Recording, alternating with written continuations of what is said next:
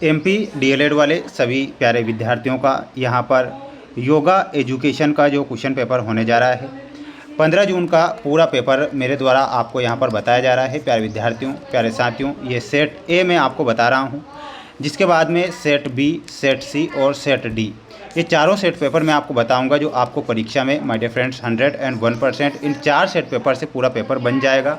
इसलिए आप इस क्वेश्चन पेपर को ध्यान से देखें और अच्छे से इन सभी प्रश्नों को याद करेंगे। आप सभी बच्चों से जो वादा मैंने किया था कि प्यारे विद्यार्थियों शुरू से आखिरी तक आपका साथ दूंगा, और ये आपका योग एजुकेशन का जो पेपर है वह भी मेरे द्वारा बताया जा रहा है जो आपको परीक्षा में देखने को मिलेगा।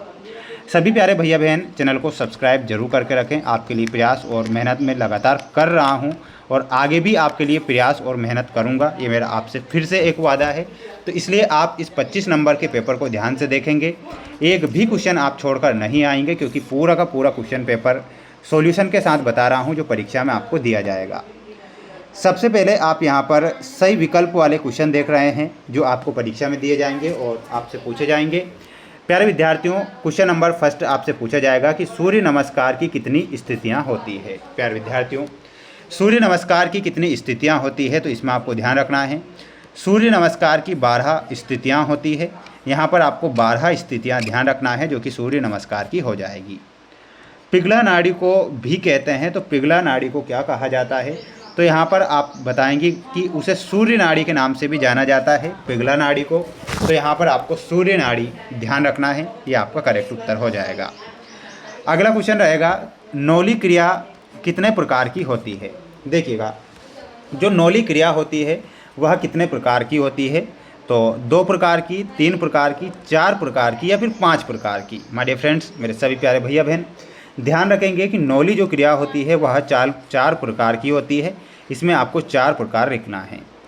स्वामी विवेकानंद का जन्म हुआ था। प्यारे विद्यार्थियों, स्वामी विवेकानंद का जन्म कब होता है, 1863 में स्वामी विवेकानंद का जन्म होता है। तो इसमें आपको 1863 ध्यान रखना है।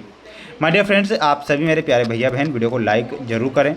चैनल पर नए हैं तो सभी मेरे प्यारे भैया बहन चैनल को सब्सक्राइब जरूर करें। प्यारे विद्यार्थियों, आपके लिए ही प्रयास और आपके लिए ही मेहनत कर रहा हूं और प्रश्न परीक्षा में छप रहे हैं, इसलिए मैं पेपर लेकर आ रहा हूं। इसलिए आप सभी विद्यार्थी चैनल को सब्सक्राइब करना ना भूलें। भर्तृहरि एक महान कवि थे, तो वो संस्कृत भाषा के एक महान कवि थे। प्यारे विद्यार्थियों, यहाँ पर आपका सही आंसर क्या हो जाएगा, संस्कृत भाषा सही उत्तर हो जाएगा। जो भर्तृहरि थे वो संस्कृत भाषा के महान कवि थे।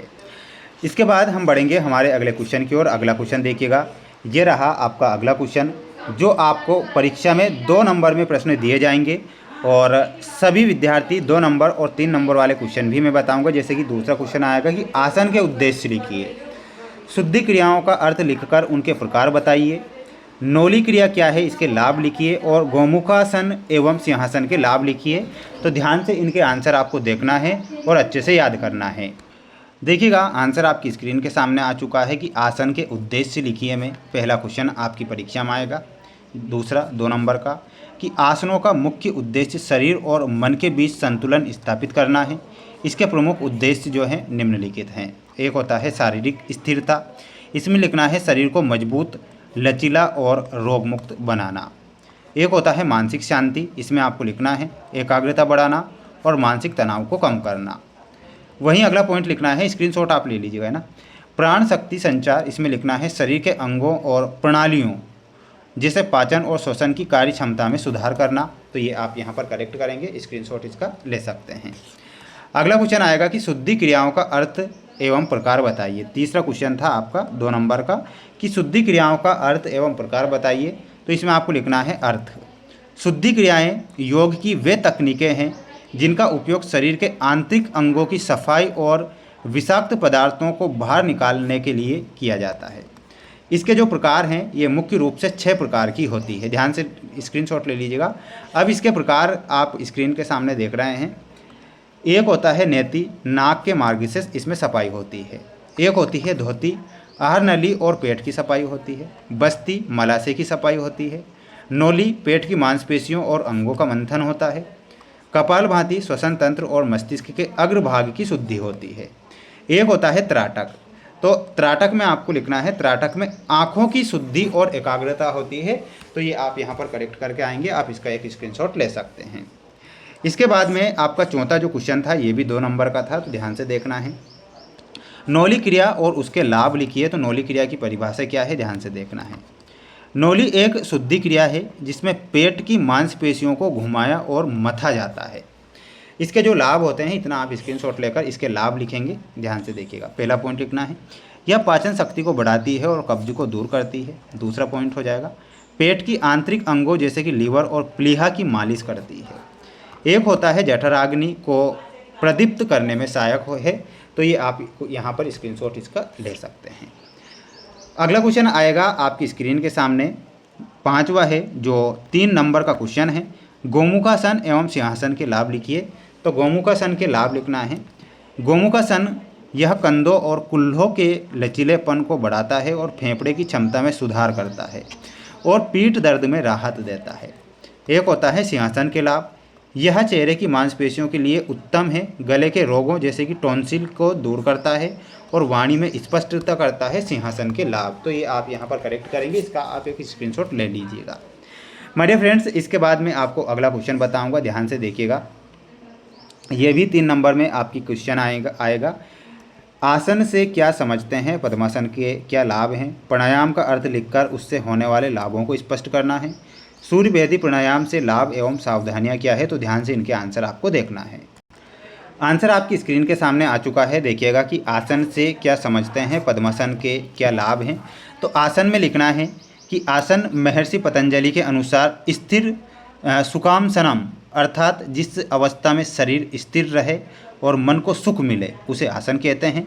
यह योग का तीसरा अंग है जो शरीर को स्वस्थ, लचीला और ध्यान के लिए तैयार बनाता है। इतना आपको आसन का अर्थ लिखना है। पद्मासन के क्या लाभ हैं, तो पद्मासन के जो लाभ हैं वो आप स्क्रीन के सामने देखिएगा। पद्मासन का पहला लाभ होता है एकाग्रता, इसमें लिखना है, यह मन को शांत करता है और एकाग्रता को बढ़ाता है।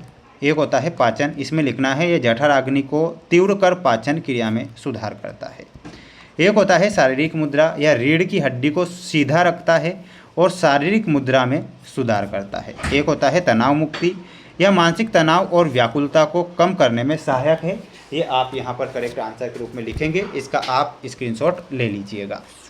अगला क्वेश्चन था कि प्राणायाम का अर्थ लिखकर उससे होने वाले लाभों को स्पष्ट कीजिए। तो प्राणायाम का अर्थ क्या है, लिखना है, प्राणायाम 2 शब्दों से मिलकर बना है, प्राण जीवन शक्ति और होता है आयाम विस्तार या नियंत्रण।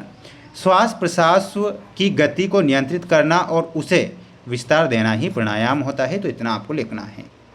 प्राणायाम का जो लाभ आपको लिख कर आना है वो ध्यान से देखिएगा। मेरे सभी प्यारे भैया बहन, वीडियो को लाइक जरूर करें और चैनल पर जितने भी बच्चे नए जुड़े हैं चैनल को सब्सक्राइब जरूर करें। आपके लिए प्रयास, आपके लिए मेहनत लगातार मैं कर रहा हूं और आगे भी आपके लिए प्रत्येक विषय के पेपर के लिए करूँगा। तो बिल्कुल आप सभी विद्यार्थी चैनल को सब्सक्राइब करके रखें। तो यहाँ पर आपको लिखना रहेगा, फेफड़ों की क्षमता, यह फेफड़ों को मजबूत बनाता है और ऑक्सीजन के स्तर को बढ़ाता है। रक्तचाप नियंत्रण में लिखना है, यह उच्च रक्तचाप को नियंत्रित करता है और मदद करता है। मानसिक शांति में इससे तनाव, चिंता और क्रोध कम होना। रोग प्रतिरोधक क्षमता में यह शरीर की इम्यूनिटी बढ़ाकर बीमारियों से लड़ने में मदद करता है। तो इतना आपको लिखना है। अगला क्वेश्चन था आपका तीसरा क्वेश्चन, ध्यान से देखिएगा कि सूर्य भेदी प्राणायाम से लाभ एवं सावधानियाँ क्या है। तो ये 3 नंबर का क्वेश्चन आएगा, है ना, 3 नंबर का क्वेश्चन है। इसमें सूर्य भेदी प्राणायाम के लाभ में आपको लिखना है, ऊर्जा संचार, यह शरीर में उष्णता और स्फूर्ति पैदा करता है। पाचन में सुधार में लिखना है, जठराग्नि को बढ़ाकर सुस्ती को दूर करता है।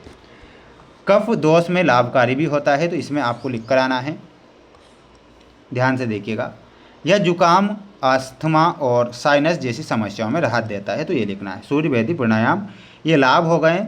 अब इसकी जो सावधानियां होती है वो सावधानियां आप देखेंगे कि सूर्य भेदी की, रक्तचाप, हाई बीपी और हृदय रोग से पीड़ित व्यक्तियों को इसे नहीं करना चाहिए। गर्मी का मौसम, अत्यधिक गर्मी में इसका अभ्यास कम करना चाहिए। पित्त प्रकृति में लिखना है, जिन लोगों के शरीर में पहले से बहुत गर्मी हो उन्हें इससे बचना चाहिए। अगर पहले से गर्मी ज़्यादा है तो सूर्य भेदी प्राणायाम हमें नहीं करना चाहिए, वो नुकसानदायक होता है। तो ये आप यहाँ पर लिखेंगे। प्यारे विद्यार्थियों, अब देखिएगा ये 4 नंबर में आपकी स्क्रीन के सामने क्वेश्चन आ चुके हैं। अब मैं इनके आंसर बताऊंगा, तो ध्यान से इनके आंसर देखना है और याद आपको करना है। देखिएगा 4 नंबर का क्वेश्चन होगा ये कि प्राणायाम में श्वास प्रश्वास और उपयोगी बंद क्या है। तो इसमें क्या लिखना है, प्राणायाम में श्वास प्रश्वास की प्रक्रिया को 3 मुख्य चरणों में विभाजित किया गया है। एक होता है पूरक, पूरक के अंदर लिखना है नाक के माध्यम से धीरे धीरे और नियंत्रित तरीके से सांस अंदर लेना। एक होता है कुंभक, तो कुंभक में क्या लिख कर आना है, स्क्रीनशॉट तुरंत ले लेना आप, है ना। कुंभक में लिखना है सांस को अंदर आंतर कुंभक या बाहर बाह्य कुंभक रोक कर रखना, यह प्राणायाम का सबसे महत्वपूर्ण हिस्सा माना जाता है। एक होता है रेचक, सांस धीरे धीरे और पूरी तरह से बाहर छोड़ना, ये आपको यहाँ पर लिखना है। अब प्राणायाम में उपयोगी बंद क्या होगा, देखिएगा प्राणायाम में अब मैं उपयोगी बंद बता रहा हूँ तो ध्यान रखना है। प्राणायाम के दौरान ऊर्जा को नियंत्रित करने के लिए 3 प्रमुख बंदों का उपयोग किया जाता है। एक होता है जालंधर बंद, एक होता है उड्डयन बंद और एक होता है मूल बंद। जालंधर बंद में होता है ठुड्डी को छाती से सटाकर गले को सिकोड़ना। उड्डयन बंद में लिखना है पेट को अंदर और ऊपर की ओर खींचना। मूल बंद में लिखना है गुदा द्वार और पेल्विक क्षेत्र को मांसपेशियों को ऊपर की ओर सिकोड़ना। तो ये आपको यहाँ पर लिखना रहेगा। उपप्राण में आपको लिखना रहेगा, ध्यान से देखिएगा। अब ये अगला क्वेश्चन है उपप्राण। शरीर में मुख्य 5 प्राणों के अलावा 5 सहायक प्राण होते हैं जिन्हें उपप्राण कहा जाता है। ये शरीर की विभिन्न सूक्ष्म क्रियाओं को नियंत्रित करते हैं। तो अब यहाँ पर इनके आंसर देखिएगा। एक होता है नाक, डकार लेना और हिचकी। कुर्म में पलके झपकाना और आंखों की हलचल। कृकल में लिखना है भूख प्यास और छींक आना। देवदत्त में लिखना है जम्हाई लेना और नींद। धनंजय में लिखना है पूरे शरीर को पोषण देना, ये आप लिखेंगे। वहीं अगला क्वेश्चन है यहाँ पर देखिएगा, स्वामी विवेकानंद जीवन परिचय और योग संबंधी विचारधारा। स्वामी विवेकानंद का जीवन परिचय आएगा तो इसमें लिखना है स्वामी विवेकानंद का जन्म 863-1902, यानी कि 863 में जन्म हुआ था, 1902 में मृत्यु हुई थी। का जन्म कोलकाता में हुआ। उनके बचपन का नाम नरेंद्रनाथ दत्त था। वे रामकृष्ण परमहंस के परम प्रिय शिष्य थे। उन्होंने 1893 में शिकागो के विश्व धर्म सम्मेलन में भारतीय संस्कृति और वेदांत का गौरव बढ़ाया। तो इतना आपको यहाँ पर लिखना है।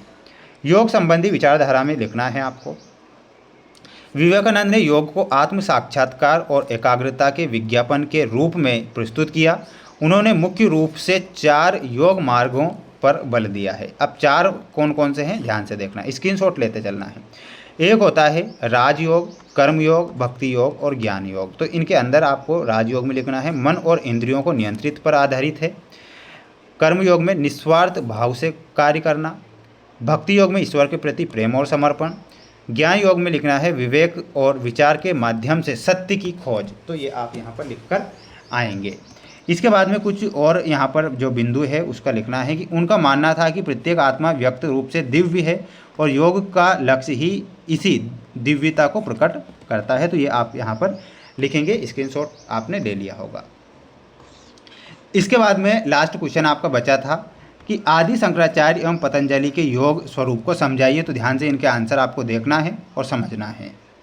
देखिएगा आदि शंकराचार्य जी के बारे में यहाँ पर जो कहा गया है वो ध्यान से देखेंगे। शंकराचार्य का दृष्टिकोण ज्ञान योग पर आधारित है।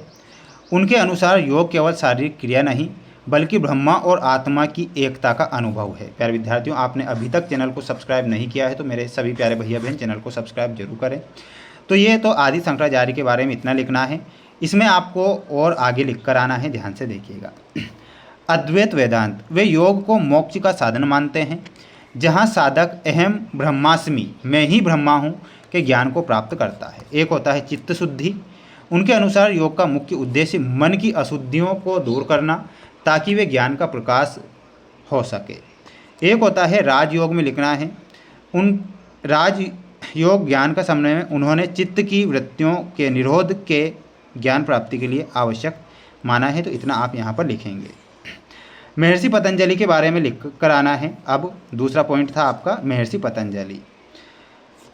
पतंजलि को योग सूत्र के माध्यम से योग को व्यवस्थित रूप देने का श्रेय जाता है।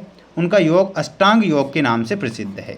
योग की परिभाषा होती है कि योगाश्रित वृत्ति निरोधा, अर्थात चित्त की वृत्तियों को रोकना ही योग है।